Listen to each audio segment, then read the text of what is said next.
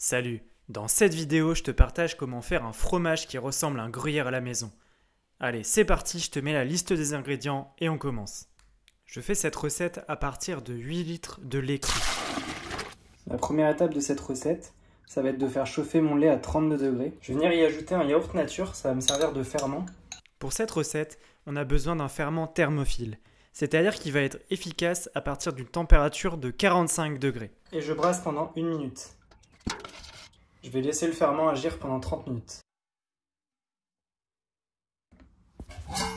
Je vais maintenant venir ajouter la présure. Tu retrouveras les indications pour ta présure sur la boîte en général. Moi par exemple, il faut 3 à 4 gouttes par litre. Et maintenant je vais remuer délicatement pendant 1 minute. Voilà, au bout d'1 minute, j'essaye de faire en sorte qu'il n'y ait plus trop de mouvement dans le lait. Et je vais laisser coaguler. Après 30 minutes de coagulation, je vais vérifier que mon cahier a bien pris. Donc on voit qu'il y a une tranche bien nette dans le cahier. Donc là, je vais pouvoir le couper. Ce que je fais, c'est que je le coupe d'abord en petits dés. Et ensuite, je vais venir terminer pour faire des petits grains avec mon fouet. Le gruyère, c'est un fromage qu'on appelle un fromage à pâte pressée cuite. Ce qui fait qu'on va devoir faire des grains de caillé très petits pour qu'il soit le plus sec possible. Je vais délicatement au départ, parce que le cahier peut être encore fragile. Le but, c'est de couper et de faire des petits grains, mais c'est pas de le détruire non plus. Et en même temps, je vais faire réchauffer mon cahier. Le but, c'est d'atteindre une température de 57 degrés.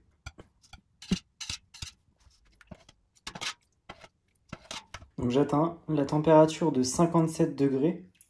J'ai brassé tout le long. Et là, je vais bientôt retirer du feu et laisser à 57 degrés pendant 1 heure. Pendant cette heure, je vais laisser à couvert et je vais venir brasser toutes les 10 minutes seulement. Voilà maintenant 1 heure que j'ai laissé mon cahier à 57 degrés. Je l'ai laissé retomber 5 minutes dans le fond et je vais maintenant l'égoutter. Donc j'ai mis une étamine dans un moule et je vais verser tout ça dedans.